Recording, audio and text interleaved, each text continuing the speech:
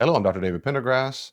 I specialize in biblical studies and pastoral counseling. Today, I want to pick up part two of my friend Stephen, who's a pastor. He interviewed me for a few questions, and here's part two. Hope you like it. Okay, so the two questions, we can start with one, but I would love to get, I listened to, you did a great job on that video, man. Was awesome to watch when you just explained things very well. I was cheering you on from Kiwani. I Like, I appreciate know it. that guy. I appreciate it. But you did a phenomenal job. Two of the things that you talked about, women in ministry, but then also homosexuality, the word being used in the Bible and all of that. So, take a moment and just kind of let's just start with that one, with the homosexuality and the idea. I know there's some that's like, well, that word's not in the Bible, or what they meant was pedophiles, because of that. Take a moment and just share on that, where we can have confidence in what the Bible is translating to us and all of that stuff, and the words, all of that. Great point. So, because of time, if we want to look at the actual text itself, I can. I'm ready to go. So, in a nutshell, so the term homosexual was invented, it was at 1836, 1863, one of them. So, over 100 years ago. Great. Let Yep. me say a quick word about that. My response to that is respectfully, who gives a crap? Christians don't define ethics by when words were invented. The question Yes. is homoerotic behavior righteous or sinful in ancient Judaism and the teaching of Jesus? That's all that matters. Correct. Not, or what, Yep. you know what else Jesus didn't talk about? Nuclear holocaust. He also didn't say it's Right. bad to beat up gays. Therefore, we should go beat Yeah. up gays. We don't Right. make ethical decisions based on silence. That doesn't make any sense. He never says don't have Right. sex with your dog. But Jesus would have Yep. never, he never says, we can go on forever about things he didn't say. So that's not what we do in Correct. ethics. What we started is what he did do say. And of course, what he didn't say, can we assume certain things? What did he do? Yep. What did he do say? I'm a very good scholar. Very did do. What did he say? So It's what my he did, effect on people, what David. he is that my people will understand. What he did do Yep. is, in a context of divorce, it's in Mark 10, Matthew 19, and Luke. I'll stick with Matthew 19. It's the fullest treatment. In the context of Yep. divorce, they asked Jesus a technical question, which is not the point now. We can talk some other time about divorce. But he gives an answer about divorce that's even more strict than the average person was doing, average Jewish teacher. Yeah. But what he says in that is very important. Yep. About divorce, he says, haven't you read it from the beginning that God made them Mm. male and female? And of course, they join together, they leave the home, and that's why they should be joined together. Let nobody separate them. Yep.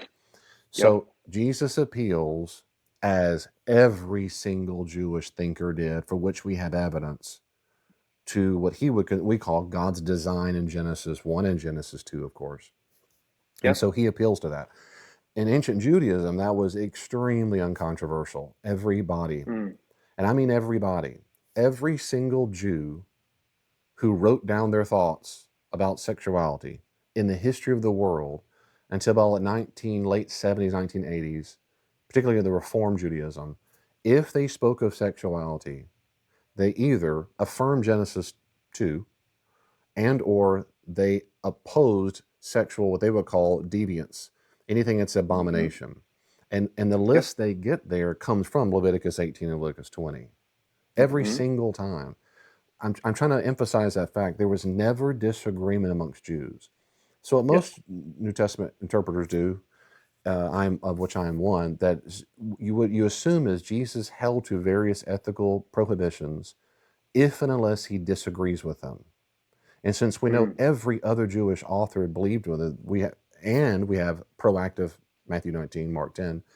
So we know Jesus didn't say don't have sex with your dogs, no matter how much you love them, how cute they might be. The Right. reason why is because we know, unless he said otherwise, he would have supported Leviticus 18:20 that defiled the land. Bestiality defiled the land. So having sex with your sister, your brother, that's incest. He never says don't have sex with your siblings. That had been so Hmm. inherently disgusting to them. We know the Right. Egyptians did that, particularly the elite Yep. Egyptians did have incest all the time, particularly the emperor level, the head leadership. Um, Yeah. but another thing we know the ancient world they did all the time was have sex with everything that breathed. And I'll talk about that in a second. So the family, what did Jesus say? He said that, and he said that Yep. male and female at the beginning, which means that's the issue settled. Right. Moreover, in Matthew 5, he says, don't even lust. Don't don't even lust. The lust there, the Greek word epithemia means desire. He means sexual desire to the point that it could lead to an affair. So the ethical demands of Jesus are more strict, not more lenient than ancient Correct. Judaism, from the Correct. evidence we have. Yeah. And so we don't need a term. He already tells us what the goal is, the ideal, and that's it. And then you Yeah. have, then you get to Paul in the early church. And by the time you get then, and of course, even in Jesus' day too, he was under Roman domination. The Greeks and the Romans routinely practice what we would call homoerotic behavior Yeah. all the time. They had no problem doing it. They had no concept of God designing human parts for this part. They were not Jews and they weren't Christians. And Yeah. so if they fussed about it, and sometimes moral philosophers fussed about it, when they did, they only fussed about it because it might mean a man has lost self-control rather. Or Mm. two, the more important thing was it was emasculating for a man to have a to be put a penis in his anus. If you were the Mm-hmm. passive receiver, they had a word for that, malakoi. Means you're soft. They also had guys who were Wow. what we call transgender. And Josephus used a word, he goes, a man woman, a woman man. And he Mm-hmm. has ever evidence of people who dressed and fully took on a man who acted like a female all of his life. Those people were Yep. dishonorable because they didn't act like a man. So it Yeah. wasn't dishonorable because they were practicing homoerotic behavior. It's because a Mm. real man wouldn't want that. But real Wow. man can do it. You can give it all day long to male slaves, to temple prostitutes, all day long. It didn't matter. You just want to make sure you're giving it or you'll be shamed. Mm. But they still did it. Wow. And they also Yeah. had, well, they didn't have the word sexual orientation. The concept was absolutely the case. We see this in Cicero, we see it in Plutarch, we see it in some of the divine comedies. And so we know, and some emperors praise that. They had long, lifelong, quote, Mm. monogamous or lifelong gay partners or same sex partners. Again, it was just, it's everywhere. So when Paul goes around Yep. Rome or any Roman city and sees all the temples and all the stuff, again, he's not an idiot or naive. So when we get to Romans 1, which is the main place Paul speaks about it, and he was going Yeah. around, he sees, you got idols and the different animals. That's from Egypt. Egypt did that. Romans didn't do that. Greeks didn't do that. They had their gods were like humans, but the Egyptians like animals. But he says you get gods for Yeah. everybody all the time. But you should have been noticing the creator who can't be seen, right? Because his Mm. visible qualities. And so Paul makes the argument of all the signs in the world, there's a lot of signs that God has said, do it your way. There's a bunch of them. Yep. Paul just picks one of them. He never says it's the worst kind. He doesn't say it's the most detestable. He just picks one that for his Jewish audience is a no-brainer. It's like about, yeah, of course, Paul. And he picks what? Right. Homoerotic behavior. And he says Yeah. male and male and female and female. And again, in the ancient world, Greeks and Romans rarely condemned female homoeroticism. Lesbianism was barely talked about, probably because they liked it. They loved it so much. Yeah. Most Right. writers were men, not women anyway. But Paul explicitly mentions female, female, and he says male, male, not male, boy, Right. male, male, and also in 1 Corinthians 6, 9, and 10. But what he says in Romans 1 is they have abandoned their nature. And this is a common thing in homosexual discussions. They'll say, Paul didn't realize homosexuals are born this way. They're not going against their nature. Mm-hmm. You have fundamentally misunderstood ancient world, Judaism, and Romans 1, if that's your view. Paul and the ancient authors are not talking about your personal feelings or your psychological state. What Paul is appealing to, as every Jew did for the evidence for which we have it, is God's Yeah. design. So when he says the Greek word physis, we get a word physics from that, or physical, physis. It means nature, meaning God's Yeah. design. So what he means is God's Okay. created order. So when they go against nature, it doesn't mean how they Yeah. feel about people. It means how God has designed nature to function. So the point Okay. is, for a Jew, you're going against the way God designed it. If a pagan heard that in the ancient world, a Greco-Roman pagan, that would have made no sense to them because they don't believe in that God. They don't think the gods designed humans for a certain thing. That made no sense to them. The Stoics said something like that, but not because of the gods. But anyway, they would not have had the same import. They would have gone, "You're right, Paul." It was a thoroughly Jewish Right. belief that God designed humans to act this way. And Yes. Paul's view is, this is a sign that God has said, "Do it your way." Is that it's so bad that they don't realize for Paul it had been the simplest thing imaginable that men don't do that with men and women with women. Like Right. they should have at least seen that much. That's how bad their minds have gotten. Later on in 1 Corinthians 6, Yeah. 9, and 10, he mentions a similar word there. Some translations say it's in 6, 6, 9. Don't you know that the unrighteous will not inherit the kingdom of God? And they do not be deceived or lied to, neither immoral, idolaters, adulterers. And that last word is autosikonatoi. And so sometimes, like the RSV says sexual perverts, it might say homosexuals, it might say practicing homosexuals. And that's where people go, that's not what the word is. And that's true. Um, autosikonatoi, autosine is the word for, it's one of the words for male or men. And konatoi means, is from a noun which means bed. So it literally says, neither were the male bedders, like saying a runner, Hmm. or male bedder, one who goes to bed with a male. And of course, he is certainly making up a word. And he gets it from Leviticus 18:22 and Leviticus 20, when it says male in bed with Yep. a male lie with a male. When the Yeah. Greeks translated the Hebrew, they translated asena kantoi. They made up two different words. Paul just joins them together. So he's Hmm. certainly appealing to, like any Jew would, to Leviticus 18:22 and Leviticus 20, to say that those people won't inherit the kingdom of God. And then later on in another place in 1 Corinthians, he'll talk about the malakoi, the soft ones. Uh, so all that to say, Yep. Paul's theology is deeply rooted in God's covenant design, or the design of creation, just like Jesus in Matthew 19, as I quoted earlier, that God designed male and female.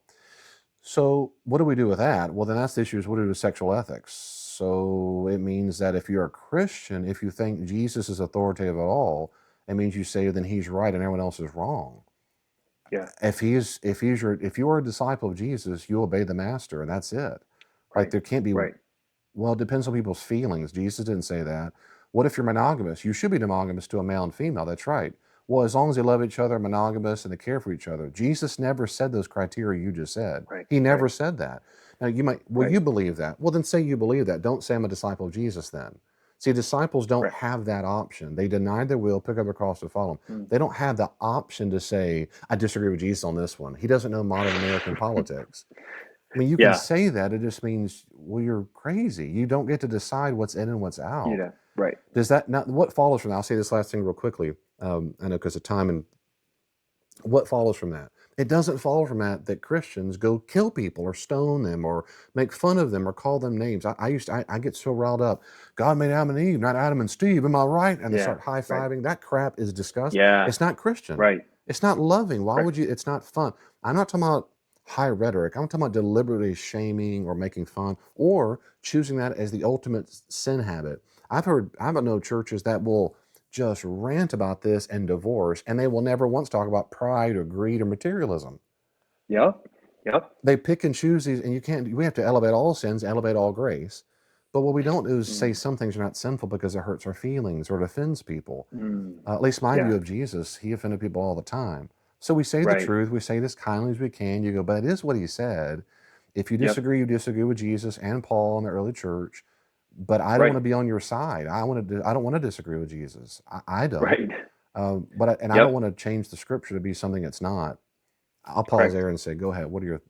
No, that's super good and super helpful. I think my only other question would be, and maybe you've mentioned this aspect of it, but would Paul, if he wanted to simply mention male with boys, he could have used different wording, correct? Correct.